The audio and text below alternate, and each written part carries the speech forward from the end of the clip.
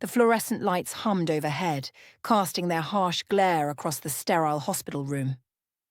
Jordan Matthews pressed the phone harder against his ear, willing his sister's voice to carry some warmth, some hint of the concern he desperately needed to hear.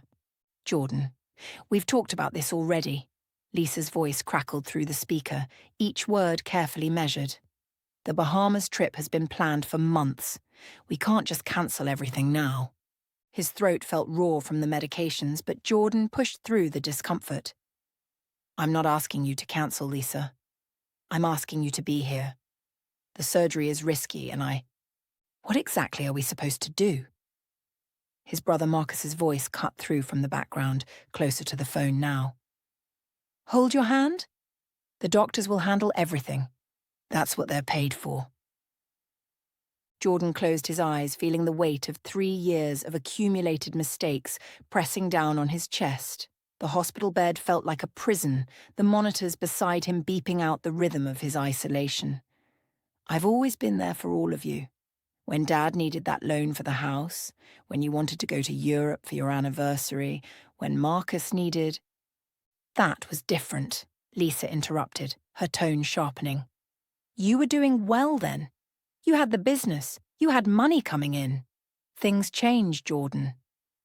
The casual cruelty of it hit him like a physical blow. "Things change," he repeated slowly. "So your love changes with my bank account?" "Don't be dramatic," Marcus said, his voice now clearly addressing the phone directly. "Look, we've been planning this vacation for a year. We've already paid for everything, the resort, the flights, the excursions. We can't just throw away thousands of dollars. I'm facing a surgery that could save my life or—" Jordan's voice cracked. "And you're worried about losing money on a vacation?" A pause. Then Lisa's voice, colder than he'd ever heard it. "Jordan, be realistic. What difference would it make if we sat around that depressing hospital room? You'll either make it through the surgery or you won't. Us being there doesn't change the outcome." The words hung in the air like a death sentence. Jordan stared at the ceiling tiles, counting the tiny holes in each square, anything to keep from processing what he'd just heard. "Besides," Marcus added, and Jordan could hear the shrug in his voice, "our vacation is more important than sitting around watching you sleep off anesthesia. You always figure things out, Jordan." The line went dead. Jordan let the phone slip from his numb fingers, the device clattering onto the thin hospital blanket. The silence that followed was complete, broken only by the steady beep of the heart monitor that seemed to mock him with each electronic pulse. You always figure things out. The irony was suffocating. For 35 years he had figured things out. He'd built an empire from nothing, provided for everyone around him, been the reliable one, the successful one, the one everyone turned to when they needed something. And now, when he needed them, truly needed them, they were choosing a beach vacation over his life. He thought about the stack of medical bills on his nightstand at home, each one a reminder of how far he'd fallen. The insurance company had been clear. Experimental treatments weren't covered. The surgery that might save his life would cost more than he had, more than he could borrow, more than he could scrape together from the remnants of his failed business. But his family had money now, money he'd given them over the years, money he'd used to pay off their mortgages, fund their vacations, buy their cars, secure their comfort. Money that apparently came with an expiration date on their gratitude. The nurse knocked softly and entered, her kind eyes taking in his stricken expression. "Everything okay, honey?" Jordan managed a weak smile. "Just family being family." She nodded with the understanding of someone who'd seen too many patients abandoned when things got difficult. "The surgery is scheduled for tomorrow morning, 7 a.m. sharp. Is there anyone we should call to be here with you?" The question hung in the air. Anyone. Such a simple word that felt impossibly complicated. "No," he whispered. "There's no one." 3 years earlier, the conference room on the 42nd floor offered a spectacular view of the city skyline, but Jordan Matthews barely noticed it. His attention was entirely focused on the woman across the mahogany table, her dark hair catching the afternoon light as she leaned forward to make her point. "The Southeast Asian market is undervalued," Sarah Jones was saying, her voice carrying the confidence of someone who'd done her homework. "Everyone's looking at China, but Vietnam, Thailand, Malaysia, that's where the real opportunities are hiding." Jordan found himself nodding, not just at her business acumen, but at the way she commanded the room. Half the executives at this conference were twice her age, but when Sarah spoke, they listened. "Interesting perspective," he said when she finished her presentation. "I've been thinking along similar lines for my import business." She smiled, and something in his chest tightened. "Jordan Matthews, right?" "I've heard about your work. Very impressive growth in just 5 years." 7, he corrected, then immediately felt foolish for the clarification. "Even more impressive then, starting from nothing and building what you have. That takes real vision." They talked through the coffee break, then through lunch, then found themselves in the hotel bar long after the conference had officially ended. Sarah was different from anyone he'd ever met. She didn't seem impressed by his success in the way others were. She was interested in how he thought, how he approached problems, what drove him to keep pushing when things got difficult. 6 months later, Jordan proposed on the same rooftop restaurant where they'd had their first official date. Sarah said yes with tears in her eyes, and Jordan felt like the luckiest man alive. The wedding was everything they'd dreamed of. Elegant, intimate, surrounded by the people who mattered most. Jordan's family filled half the church, his parents beaming with pride, Lisa and Marcus serving as maid of honor and best man respectively, aunts and uncles and cousins all celebrating the golden boy's perfect life. Sarah's side was smaller. A few close friends from college, some business associates, her elderly aunt who'd flown in from Seattle. But she glowed with happiness, and that was all Jordan cared about. Jordan looked across the room at his new wife, radiant in her wedding dress, and felt his heart swell with pure contentment. "I want to give her everything," he said. "I'm sure you will," his mother replied. But even then there was something in her tone, a coolness that Jordan was too happy to notice. The changes started small. Jordan began spending more evenings at home with Sarah instead of at family dinners. He'd always been the one to organize gatherings, to make the reservations, to pick up the check. Now those responsibilities started falling to others, and the invitations became less frequent. "We missed you at Sunday dinner," Lisa mentioned during one of their weekly phone calls. "Sorry, Sarah and I were working on some business proposals. You know how it is." "Actually, I don't," Lisa said, her voice carrying a new edge. "Must be nice to have a wife who works in business too." "Very convenient." Jordan frowned at the phone. "What's that supposed to mean?" "Nothing. Just that it's interesting how much time you two spend working together." He let it slide, but the comment stuck with him. It was the first of many small cuts, little remarks that seemed designed to make him question his marriage, his priorities, his choices. Meanwhile, Sarah was quietly revolutionizing his business. She had connections in markets he'd never considered, strategies for expansion he'd never imagined. Within 6 months of their marriage, Jordan's import company had doubled its revenue. "How did you know about the Malaysian supplier?" he asked one evening as they reviewed contracts at their dining room table. Sarah looked up from her laptop. "My college roommate is from Kuala Lumpur. She introduced me to her family's business network."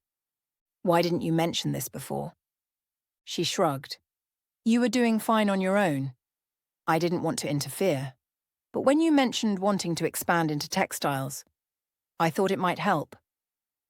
It did help. It helped tremendously. Sarah's connections, her market knowledge, her business instincts, they transformed Jordan's modest success into genuine wealth. But as his bank account grew, so did his family's resentment. "She certainly has expensive taste," his mother observed during Christmas dinner, eyeing the diamond earrings Jordan had given Sarah. "I bought those for her, Mom." "Of course you did, dear. It's just interesting how quickly she's gotten used to the finer things." Jordan felt Sarah stiffen beside him, but she said nothing.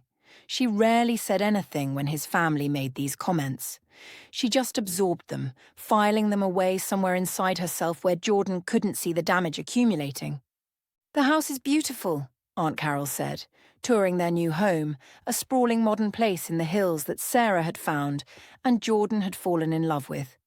Very contemporary. "Sarah has great taste," Jordan said proudly. "I'm sure she does," Carol replied. "Must have taken a lot of convincing to get you to spend this much." "Actually, she tried to talk me out of it. Said it was too expensive." "Did she really?" Carol's eyebrows rose. How surprising. These conversations always left Jordan feeling unsettled, though he couldn't quite put his finger on why. His family was being polite, technically. They were being included, welcomed, treated with respect. But there was something underneath, some current of disapproval that grew stronger with each passing month. The breaking point came 18 months after the wedding, at Marcus's birthday party. Jordan and Sarah arrived fashionably late, having been delayed by a conference call with potential investors in Singapore. Sarah's contacts again, another opportunity she'd created for them. "Look who decided to show up," Marcus called out as they entered the backyard where the party was in full swing.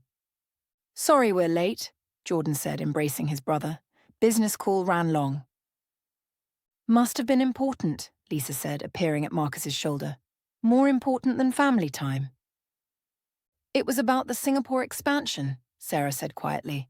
"The time difference made scheduling difficult." "Ah, yes, the Singapore expansion," Lisa repeated. "Another one of Sarah's ideas, I'm sure." The way she said Sarah's name, like it tasted bitter in her mouth, made Jordan's jaw tighten. "Sarah's been instrumental in growing the business. We're lucky to have her insights." "Lucky?" Lisa nodded. "That's one way to put it." "What's that supposed to mean?" Sarah asked, her voice still calm but with steel underneath. "Nothing," Lisa said with a smile that didn't reach her eyes. "Just that it's convenient how all these opportunities started appearing after you two got married. Almost like you were waiting for the right moment to share them." The accusation hung in the air like smoke. Jordan felt something cold settle in his stomach. "Lisa," he said sharply, "that's enough." "I'm just saying what everyone's thinking," she continued, emboldened by the attention. "It's interesting timing, that's all. Jordan struggles for years to build his business, then suddenly after the wedding, boom. International connections, huge contracts, all this success. Makes you wonder what else she might have been holding back." "You're suggesting I deliberately withheld business opportunities?" Sarah's voice was dangerously quiet. "I'm not suggesting anything," Lisa said. "I'm just observing patterns." Jordan looked around the party and realized the conversations had stopped. Everyone was watching this exchange, waiting to see how it would play out. His parents, his aunts and uncles, his cousins, all of them watching with the careful attention of people who'd been discussing this topic long before tonight. Sarah stood up so abruptly her chair scraped against the concrete. "I think we should go." "Sarah, wait," Jordan started. "No," she said, her composure finally cracking. "I've listened to these insinuations for months. I've ignored the comments about my background, my motivations, my contributions to your business. But I won't stand here and listen to your family suggest I married you for money." "Nobody said that," Lisa protested. "You didn't have to say it," Sarah shot back. "It's been implied in every conversation, every gathering, every time I've tried to be part of this family. I've given Jordan everything I have, my connections, my expertise, my trust fund for startup capital, my career opportunities that I passed up to help build his business instead. And all I've gotten in return is suspicion and accusations." The silence that followed was deafening. Jordan felt like he was watching a car accident in slow motion, unable to move or speak or do anything to stop the destruction unfolding in front of him. "Your trust fund?" he managed to whisper. Sarah turned to him, her eyes bright with unshed tears. "The initial capital for the textile expansion. You thought it came from the business loan, but the bank only approved half of what we needed. I made up the difference. You never told me that. You never asked where the extra money came from. You were so excited about the opportunity, I didn't want to complicate things. Jordan felt the ground shifting beneath him. What else haven't you told me? The question came out harsher than he'd intended, and he saw Sarah flinch as if he'd struck her. That's not fair, she said quietly. Isn't it? Lisa jumped in. Seems like a pretty reasonable question. What else has she been hiding, Jordan? I haven't been hiding anything, Sarah said, her voice breaking. I've been protecting him, protecting us. Because I knew if his family knew how much I'd contributed, they'd find a way to use it against me. Against us. Protecting him from what? Marcus demanded. From knowing his wife is trying to control his business? Jordan looked around at his family. Sarah, he said softly. Don't, she whispered. Just don't. I can see it in your face. You're wondering if they're right. You're wondering if I've been manipulating you, using you, playing some long game that you were too naive to see. I'm not. Yes, you are, she said with devastating certainty. And that tells me everything I need to know about what our marriage really means to you. She walked away then, leaving Jordan standing in his brother's backyard surrounded by his family, feeling more alone than he'd ever felt in his life. She's good, Lisa said quietly. I'll give her that. Playing the victim, making it seem like she's the one being wronged. Jordan turned to his sister, seeing her clearly for perhaps the first time. She is the one being wronged.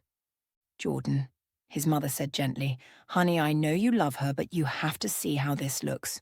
All these secrets, all these hidden contributions, it's manipulative behavior. The drive home was silent. Sarah stared out the window while Jordan gripped the steering wheel, his mind racing. When they reached their house, the house Sarah had found, that she'd tried to talk him out of buying, she went straight upstairs. Jordan found her in their bedroom. Sarah, we need to talk about this. About what? About how your family has spent the last year and a half trying to convince you I'm a gold digger. About how you've started to believe them. About how you just stood there tonight and let them tear me apart. I defended you. You defended me. Like you were doing me a favor, she said, finally facing him. Not like you were defending your wife. Not like you believed in me. Jordan sat heavily on the edge of the bed. I don't know what to believe anymore. That's the problem, Sarah said quietly. After everything we've built together, everything we've shared, everything I've sacrificed for this marriage, you still don't know what to believe about me. You kept things from me.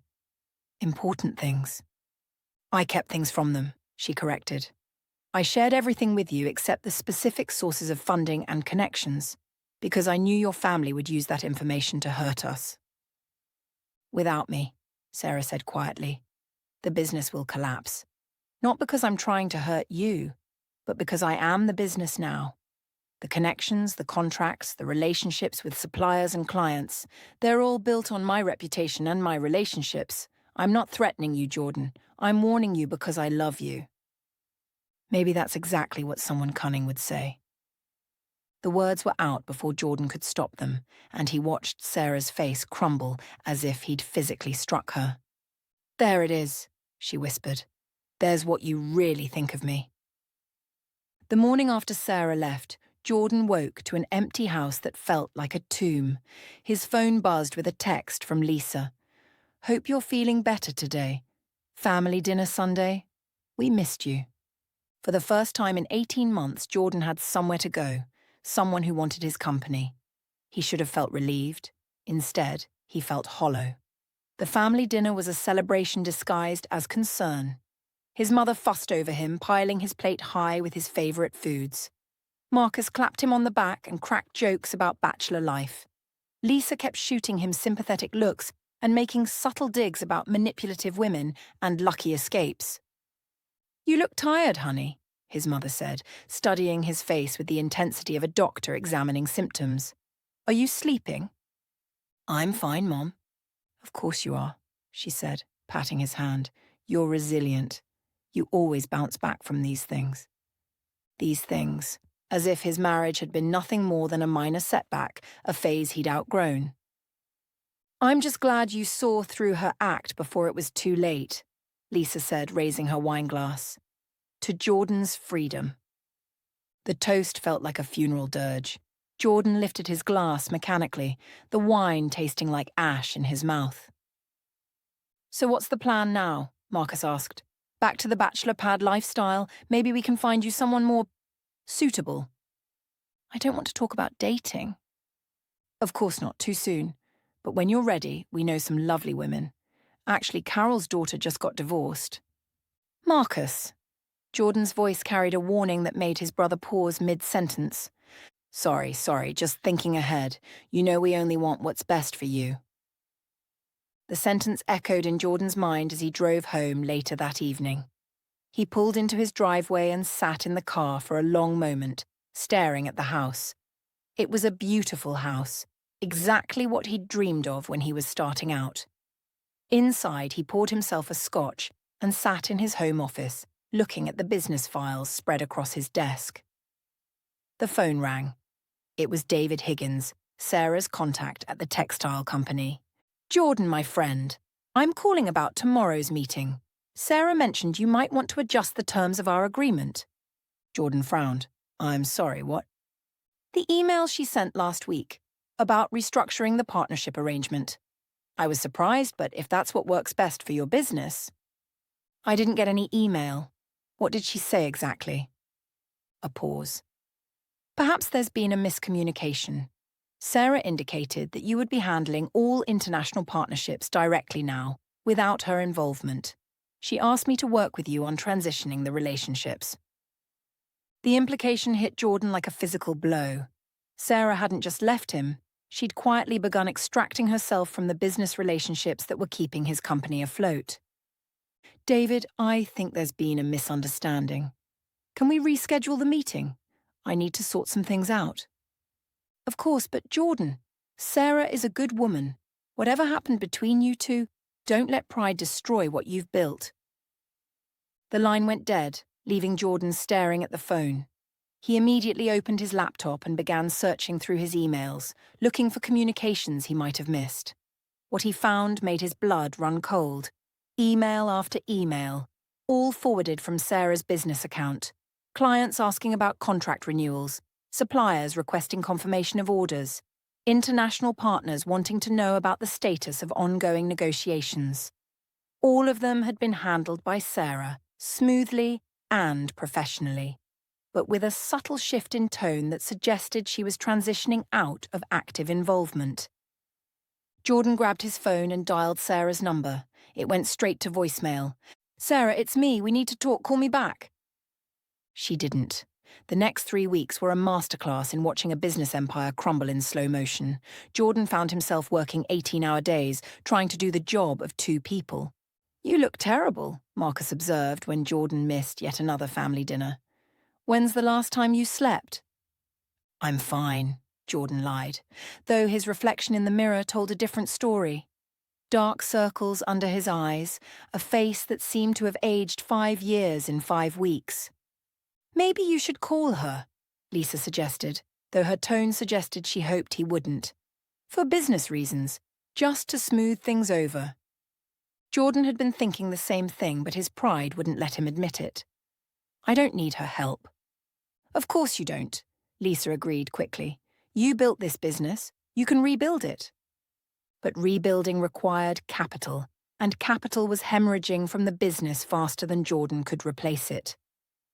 The first real sign of trouble came when his accountant called with the quarterly numbers. Jordan stared at the numbers on his computer screen until they blurred together. 60%. More than half of his business gone. Sarah's warning echoed in his mind. Without me, the business will collapse. She hadn't been threatening him. She'd been telling him the truth. His phone buzzed with a text from his mother. "Haven't seen you in weeks. Are you eating enough?" Jordan almost laughed. Eating enough. As if his problems could be solved with a home-cooked meal and motherly concern.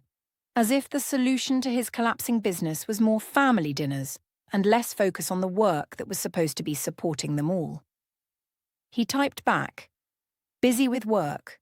Will call soon." But he didn't call. He couldn't face their questions, their sympathy, their barely concealed satisfaction at being proven right about Sarah. Because the truth was becoming clearer every day. They hadn't been right about her at all. They'd been catastrophically wrong. The pain started as a dull ache in his chest, easily dismissed as stress. Jordan had been working 100-hour weeks, living on coffee and takeout, sleeping 3 hours a night when he slept at all. Physical discomfort seemed like a natural consequence of his circumstances, but the ache persisted, spreading to his shoulders, his arms, his jaw. He found himself short of breath after climbing stairs, dizzy when he stood up too quickly. The rational part of his mind knew he should see a doctor, but the desperate part of his mind, the part that was watching his life's work crumble, couldn't spare the time. That night, Jordan lay in bed staring at the ceiling, his chest tight with what he told himself was anxiety. His phone rang. For a moment, his heart leaped. Maybe it was Sarah, ready to talk, ready to work things out. But the caller ID showed Marcus's name. "Hey, brother. How's the Empire?" "It's fine," Jordan lied automatically. Good. Listen, I've got a favor to ask. You know that business loan I mentioned? The one for the new restaurant concept?" Jordan's stomach dropped. "Marcus, this isn't a good time." "Come on, it's not that much. 50,000. I've got investors lined up, but I need some seed money to get things rolling. You know I'm good for it." "I said it's not a good time." "Jordan, what's going on? You sound weird." Jordan almost told him, almost explained about the failing business, the mounting debts, the fear that kept him awake at night. Almost confessed that he didn't have $50,000 to lend, that he barely had $50,000 left. Period. But admitting that would mean admitting that Sarah had been right. It would mean acknowledging that he'd made the biggest mistake of his life when he chose his family's approval over his wife's love.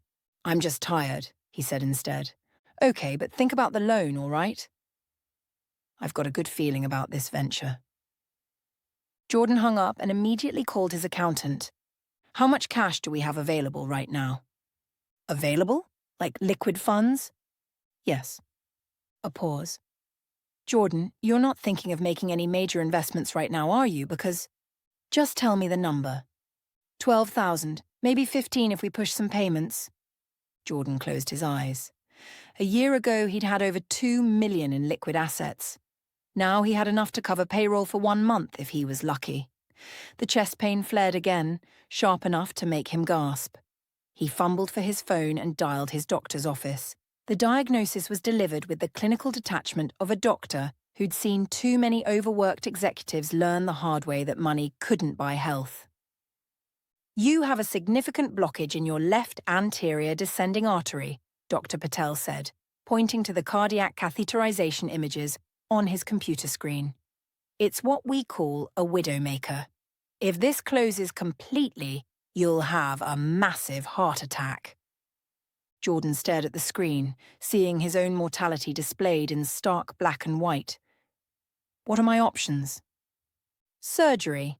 A triple bypass would be the most effective approach, but it's expensive and carries significant risks. There's also angioplasty, which is less invasive but might not be as durable given the extent of the blockage." "How expensive?" Dr. Patel consulted his notes. "The bypass surgery would run approximately $300,000. Your insurance will cover about 40% of that." Jordan felt the room spin. $300,000. He didn't have $300,000. He barely had $3,000. "What happens if I don't have the surgery?" "Mr. Matthews, this isn't optional. Without intervention, you're looking at a massive coronary event within the next 6 months, probably sooner given your stress levels." "But if I can't afford it?" "There are payment plans, medical financing options. The hospital has a financial assistance program." Jordan nodded numbly, but his mind was already racing. Payment plans required income. Medical financing required credit. Financial assistance required admitting he was broke. He sat in his car in the parking lot and did something he hadn't done in years. He cried. Not the frustrated tears of a difficult business deal, but the deep, wrenching sobs of a man who'd lost everything and was about to lose the only thing that really mattered: his life. When the tears finally stopped, he wiped his eyes and pulled out his phone. He had calls to make, pride to swallow, help to ask for. The first call was to his parents. "Oh, honey," his mother said when he explained the situation. "That's terrible. Of course we'll help however we can." "I need to borrow money for the surgery, Mom. About 160,000. Silence. Then his father's voice, having taken the phone. "Son, that's a lot of money." "I know, but I'll pay it back with interest, as soon as the business recovers." "The business isn't recovering though, is it?" his father said gently. "Marcus told us things have been tough." Jordan closed his eyes. Of course Marcus had told them. His family had always been a unit, sharing information, making decisions collectively. He'd forgotten that reality in his desperation. "We can help," his father continued, "but not with that kind of money. We've got maybe 20,000 in savings. The rest is tied up in retirement accounts and the house." "What about a home equity loan?" "Jordan, we're 70 years old. We can't take on that kind of debt." $20,000. It was generous, more than he'd expected, but it wasn't enough. It wasn't even close to enough. "I understand," he said. "Thank you for offering what you can." "Call Lisa and Marcus," his mother said, back on the line. "Maybe if we all pitch in." The second call was to Lisa. "Jordan, I'm so sorry. Of course I want to help. But with the kids' college funds and the new house, I can maybe do 10,000. 15 if I cash out some stocks." The third call was to Marcus. "Jesus, man. I'm sorry. I wish I could help, but I just put everything into the restaurant concept. Maybe I could ask my investors." "Don't worry about it," Jordan cut him off. "I'll figure something out." But he was starting to realize that figuring it out might not be possible. His family was willing to help, but their combined contributions would cover maybe a quarter of what he needed. He could try to get a loan, but banks didn't lend money to failing businesses. He could try to sell assets, but most of his assets were tied up in the business that was hemorrhaging money. The chest pain flared again, reminding him that time was running out. In 2 weeks, he would need to be in surgery. In 2 weeks, he would either find a way to save his life, or he would die knowing that he'd destroyed everything that mattered to him. Jordan looked around his empty house and wondered if this was what dying alone felt like. Not the physical act of death, but the slow realization that when everything fell apart, there was no one left who truly cared whether he lived or died. The hospital billing office smelled like disinfectant and desperation. Jordan sat across from Mrs. Patterson, a tired-looking woman in her 50s who'd probably delivered devastating financial news to hundreds of patients over the years. "Mr. Matthews, I've reviewed your application for financial assistance," she said, her voice professionally sympathetic. "Unfortunately, your business assets put you over the threshold for our hardship program." "But the business is failing," Jordan said, hearing the desperation in his own voice. "Those assets aren't liquid. I can't access that money." "I understand, but our guidelines are very specific. You'd need to liquidate those assets or file for bankruptcy to qualify." Jordan walked out of the billing office and found himself in the hospital cafeteria, sitting at a plastic table surrounded by the quiet conversations of families dealing with their own crises. He pulled out his phone and stared at Sarah's number, his thumb hovering over the call button. "Excuse me, are you Jordan Matthews?" Jordan looked up to see a woman in scrubs approaching his table. She was young, maybe early 30s, with kind eyes and the slightly harried look of someone in the middle of a long shift. "Yes?" "I'm Dr. Sarah Kim, one of the cardiac residents. I wanted to talk to you about your case." Jordan's heart sank. More bad news, probably. Additional complications that would make his situation even more impossible. "Your surgery has been moved up," Dr. Kim said, sliding into the chair across from him. "Tomorrow morning, 7 a.m. "Moved up?" Why? Your condition is deteriorating faster than we initially thought.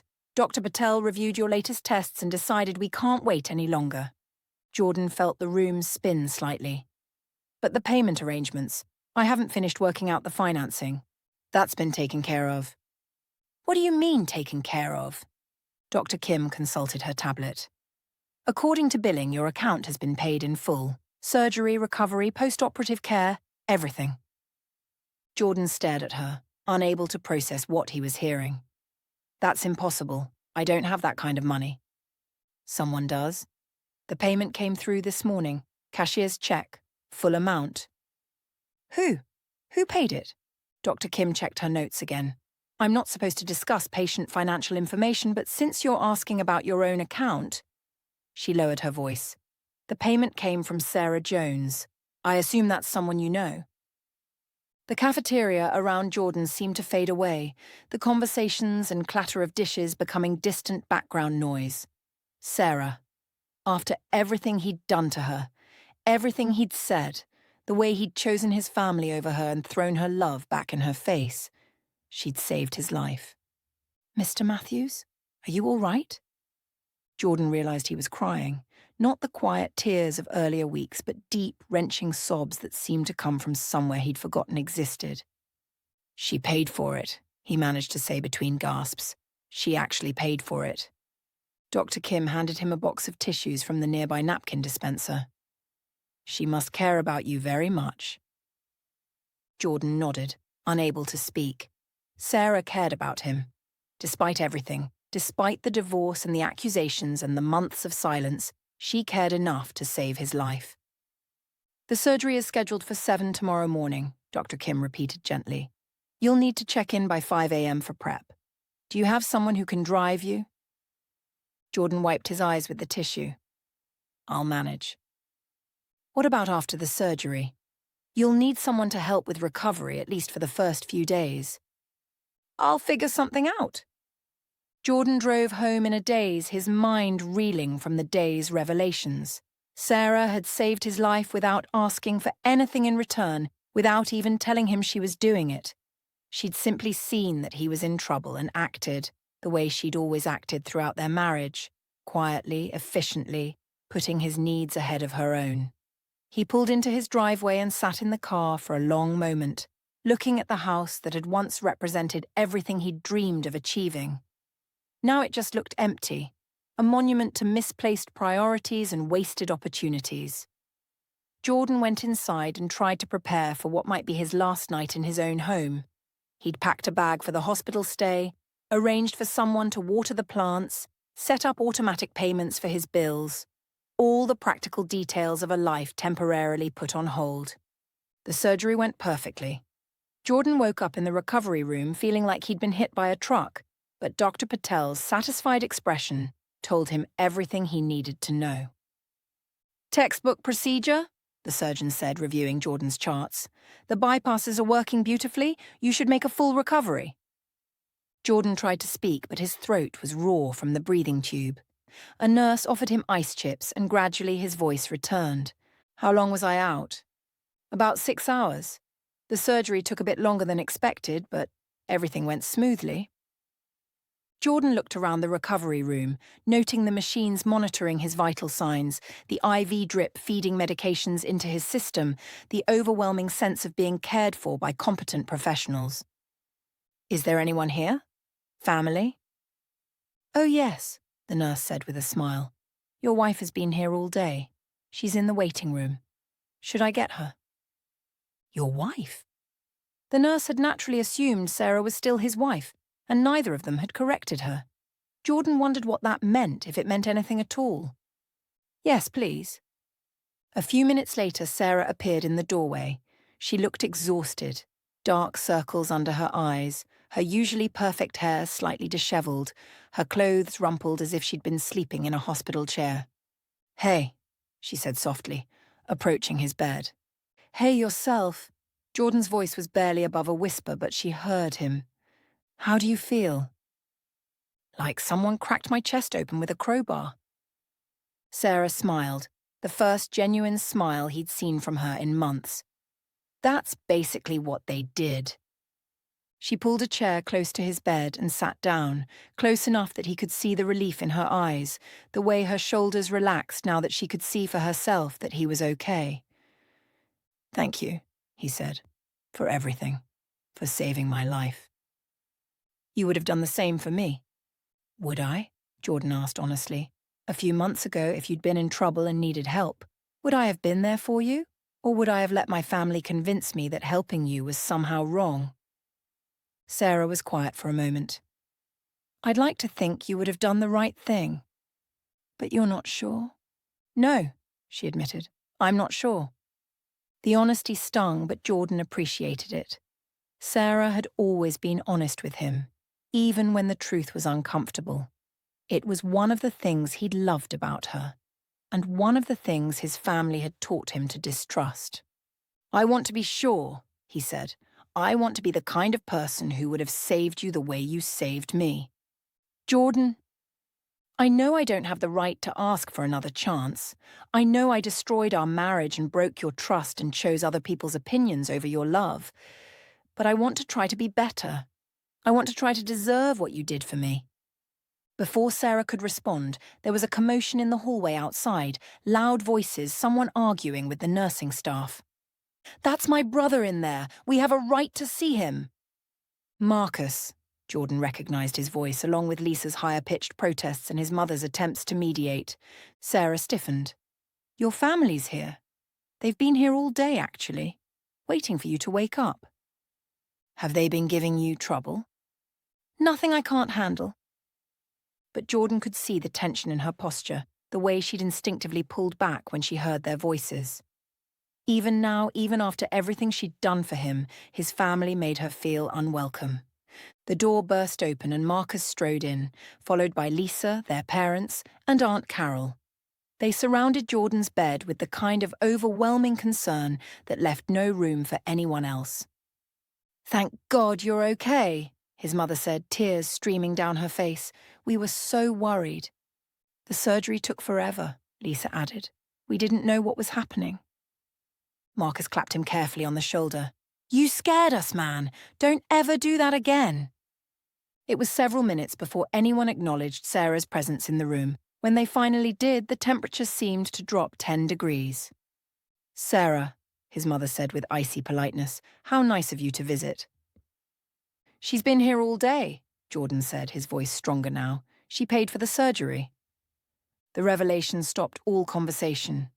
Jordan's family looked at Sarah with a mixture of confusion, suspicion, and grudging recognition.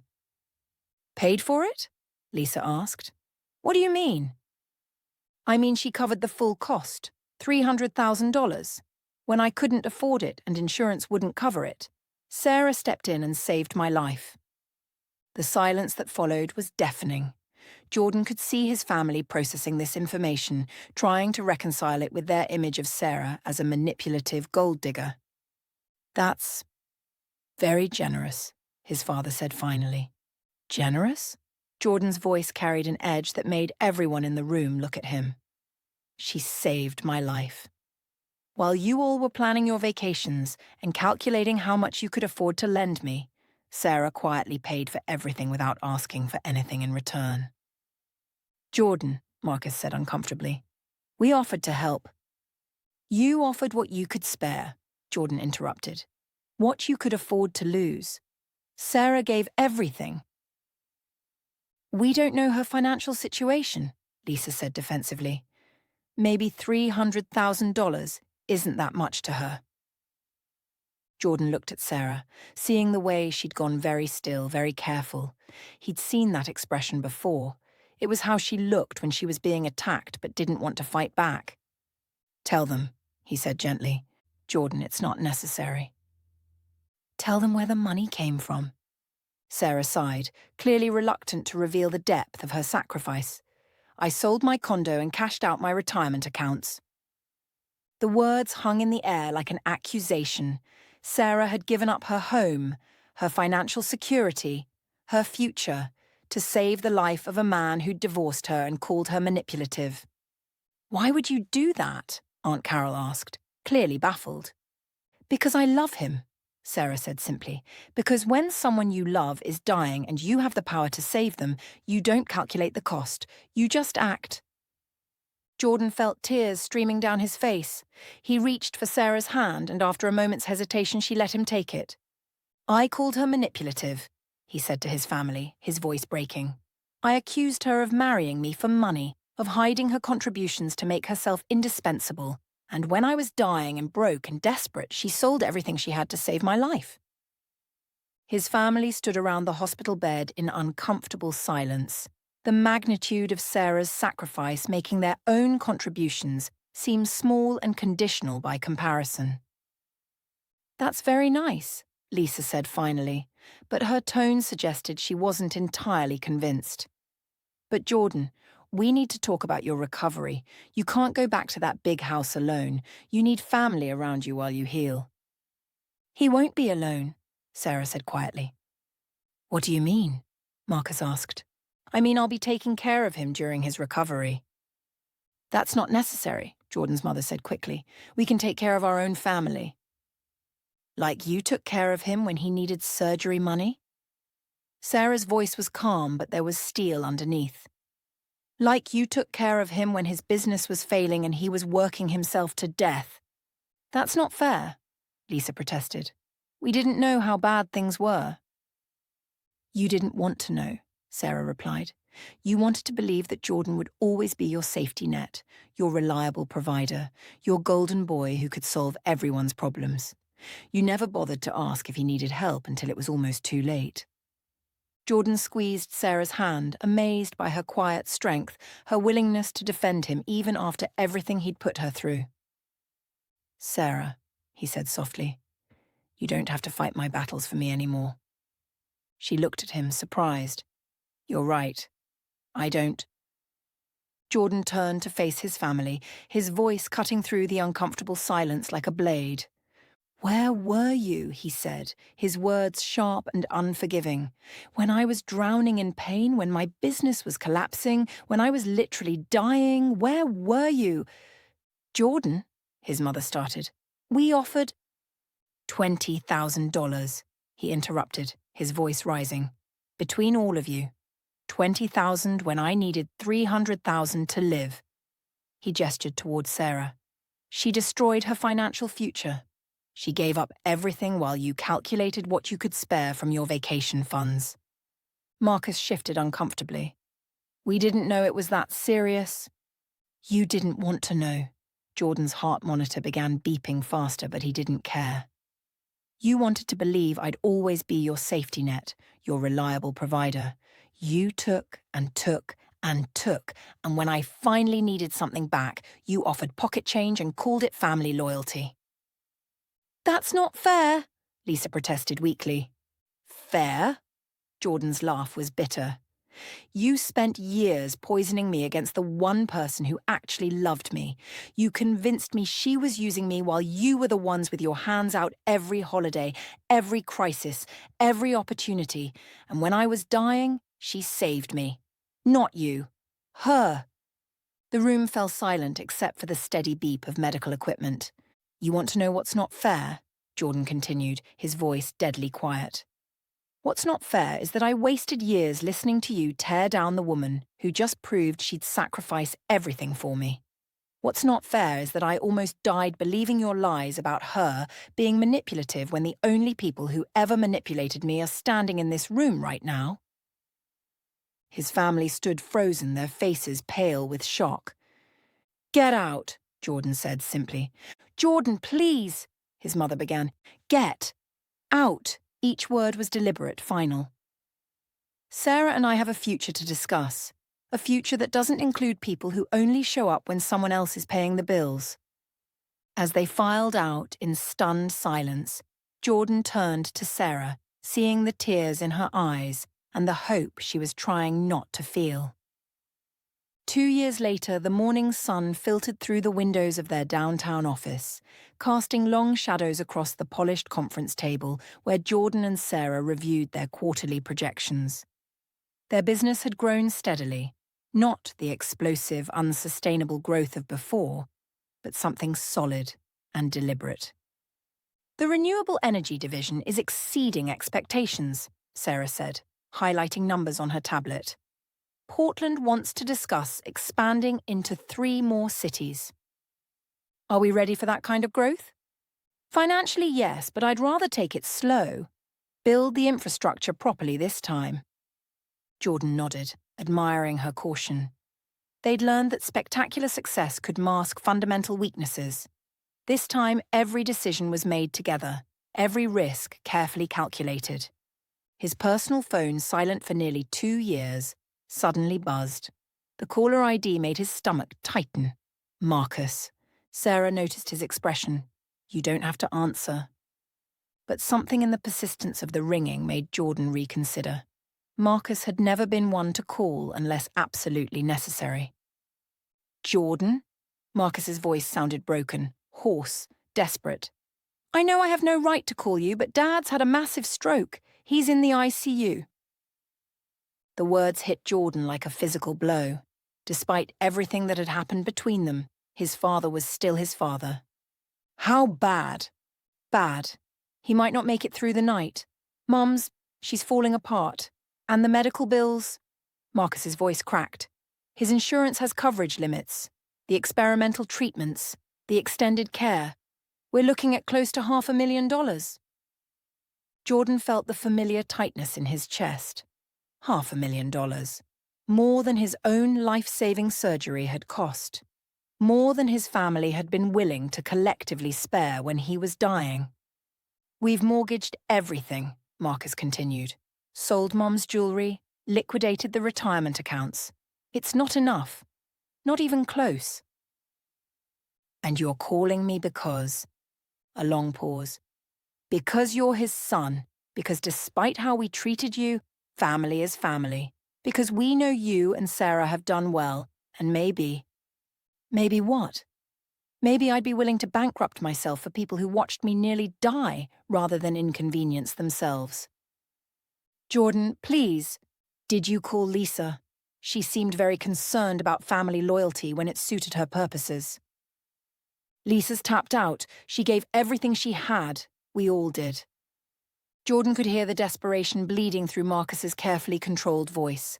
The same desperation he'd felt 2 years ago when his own family had offered him pocket change and called it love. Don't call me again, Jordan said, ending the call. Sarah had been listening, her expression troubled. Your father? Massive stroke. Needs expensive treatment that insurance won't fully cover. How much? $500,000, maybe more.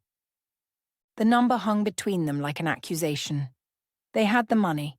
Their careful rebuilding had been successful, and they'd been conservative with their spending.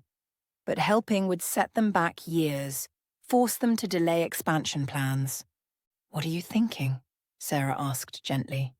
Jordan walked to the window, his jaw clenched. I'm thinking about justice, about karma, about how they threw $20,000 at me like it was generous when I needed $300,000 to live.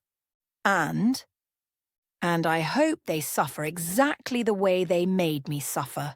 I hope they feel the desperation of watching someone they love slip away while they scramble for money they don't have. His voice was hard, bitter. I hope they understand what it feels like to be abandoned. Sarah was quiet for a long moment, watching him stare out at the street below. Is that really what you want?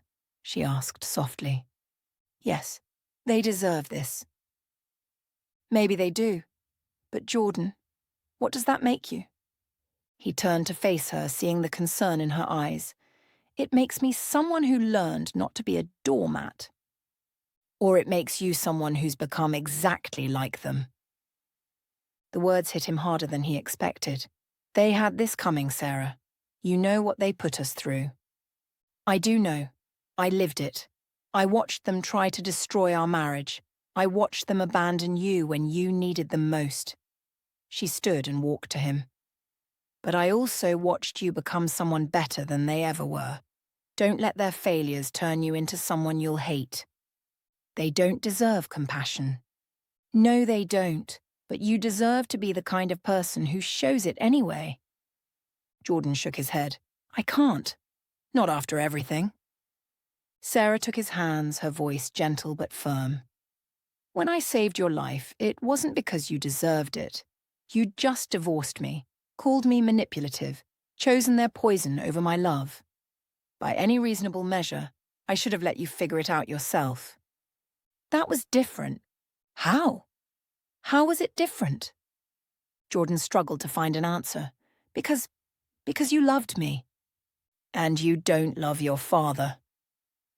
The question hung in the air between them. Jordan thought about his father, flawed, stubborn, sometimes cruel in his favoritism, but also the man who'd taught him to throw a baseball, who'd been proud when Jordan started his business, who'd held him when his grandfather died. I hate what he did to us, Jordan said quietly. I know, but that's not what I asked. Jordan closed his eyes, feeling the weight of conflicting emotions. What if I help him and nothing changes? What if they just go back to being the same selfish people they've always been? Then, at least you'll know you were better than they were. Jordan, this isn't about them. This isn't about whether they deserve help or whether they'll be grateful.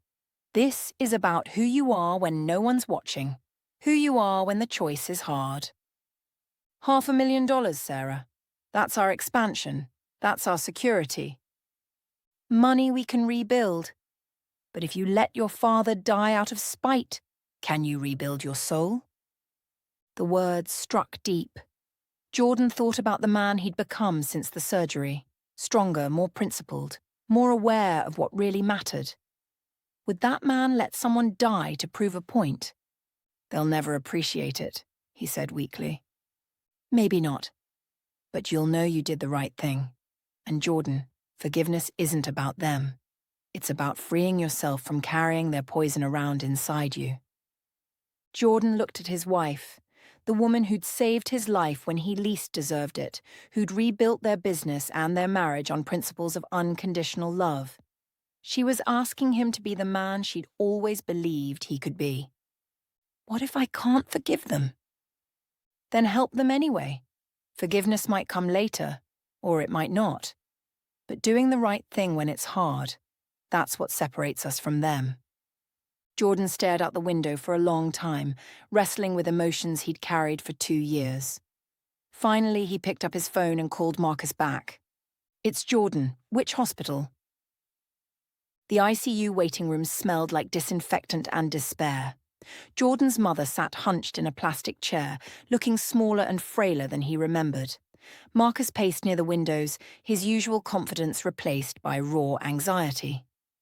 Lisa sat beside their mother, holding her hand. They looked up when Jordan and Sarah entered, shock and desperate hope warring in their expressions. "How is he?" Jordan asked. "Critical but stable," his mother whispered. "The doctors say the next 48 hours will determine everything." Jordan pulled out a folder and placed it on the small table. "We'll cover Dad's medical expenses." The silence that followed was deafening.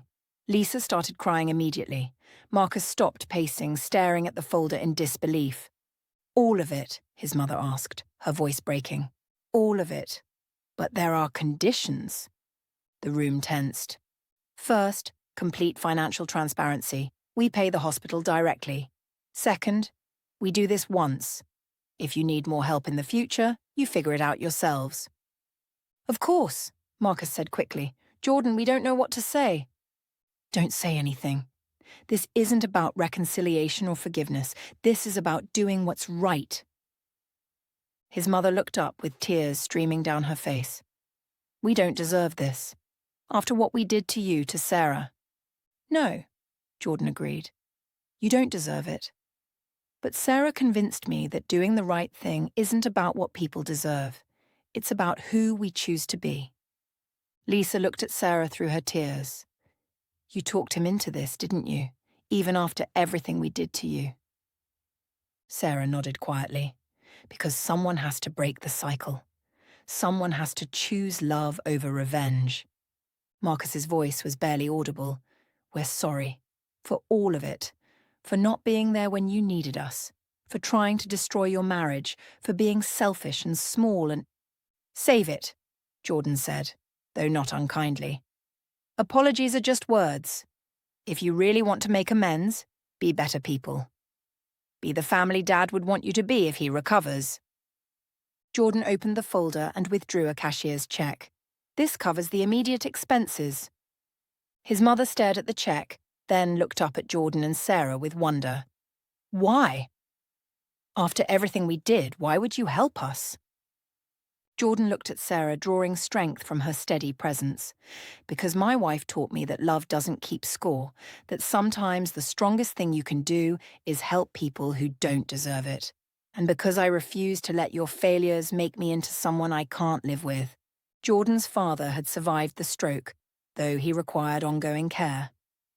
The family had been humbled by the experience, not just the medical crisis, but Jordan's response to it. There had been tentative outreach, careful conversations, the slow acknowledgement that their relationships needed fundamental rebuilding. The Portland expansion is back on track, Sarah said, reviewing their latest financial reports. We should be able to move forward next quarter. Any regrets about helping them? Jordan asked. Sarah considered the question. None. We did what was right regardless of whether they deserved it. That's all we can control. Jordan's phone buzzed with a text from his father. Therapy going well. Would like to thank you both in person when you're ready. It was progress, Jordan supposed. His father's brush with death had changed him, made him more reflective about his relationships and choices.